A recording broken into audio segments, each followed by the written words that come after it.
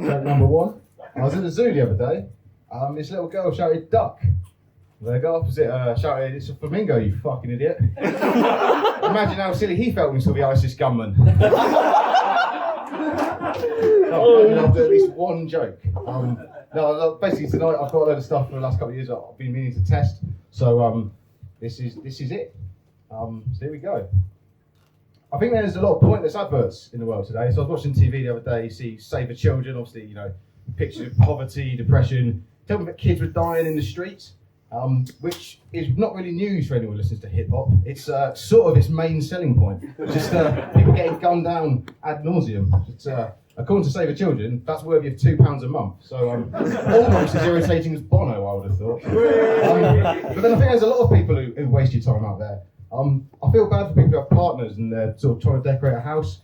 The amount of times you see people sort of on Facebook posting photos of the kitchen or mainly the bathroom. Oh, I've got a brand new mirror. So, oh yeah, I spent £100 on it. What's it look like? Well, that kind of depends on what it faces. Like, it doesn't. The actual mirror doesn't really look like anything.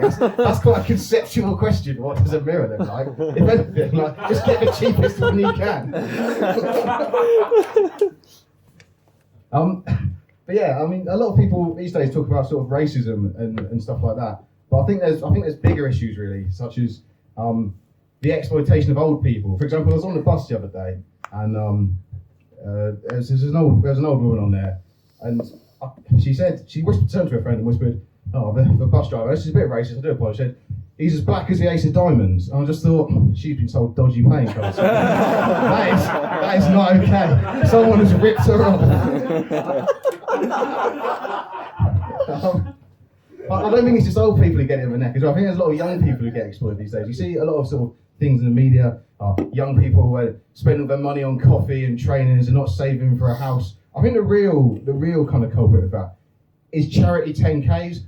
My expenditure on charity 10Ks has gone through the roof. If it wasn't for that, I'm not saying I would own half of Hertfordshire, but at least a third. I'm running 10K, can you sponsor me? Oh, what else are you going to do? Stuff that you do every week. Yeah, I sponsor you to go to the toilet, eat some beans. But yeah, I guess it's for a good cause for charity, and that probably raising money for old people, I guess, so you can't really complain about it.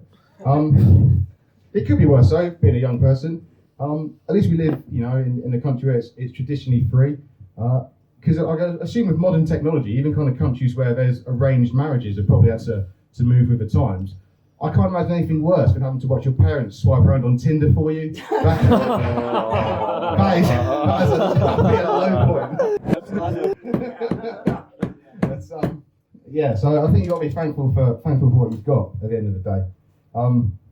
So there's a lot of cause for celebration these days. I don't know if anyone was aware, November 1st, so a short time ago, was World Vegan Day. So obviously you're encouraged to eat no meat to celebrate that. I'm sure everyone here did. Oh, a couple of boos. Not heckling for me though, most unusual, not really sure how to react. Whereas December 1st is World AIDS Day, so I don't know. Wow, okay. That is also a factually accurate joke, you'll be pleased to hear.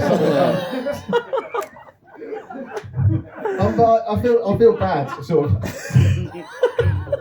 I feel bad banging on and sort of taking the mick out of vegans and health freaks. Like it's quite easy to do. Obviously, they're normally quite vocal on social media, but I think they've got a point. So they bang on about how bad meat and sugary snacks are for your health, and I've got to agree with them to an extent because I've never heard of a paedophile giving out veg.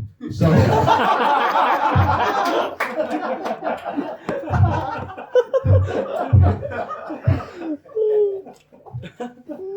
Unfortunately, as all stand-up comedy goes, it's time to talk about Trump for a short period of time, just because it's pretty much impossible not to these days. I remember when he got elected, it was a couple of years ago, 2016, and there's a lot of hatred towards the President of the United States, and some people are on the media saying Trump getting elected is good news for no one. Now, I'm not denying that it might not be good news for that person individually, but that person clearly doesn't engage in amateur stand-up comedy. I can assure you, it is an absolute compliment. Probably one of the greatest things that's ever happened to this particular genre of entertainment. It's, if anything, it's like setting a video game to easy mode. It's, but I think the big problem with Trump is he gets a lot of criticism. He gets criticism in the wrong places. Remember a couple of years ago, he brought North Korea to the negotiating table. Kim Jong-un, like first Western leader, blah blah. Technically quite impressive.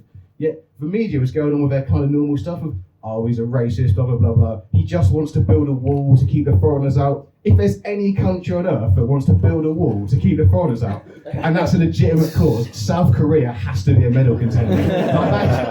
I don't think that's racist. I think that's just pretty sensible policy. And finally, of course, it'd be rude to kind of just have a go at America and not hit on our own country, because obviously there's lots of accusations of scandal. I don't know if anyone was watching the news or BBC a couple of weeks ago. There's obviously the Prince Andrew interview. That was quite unusual. Interesting that the royal family changed their usual character assassination technique of using an interviewer and a TV rather than a car and a tunnel.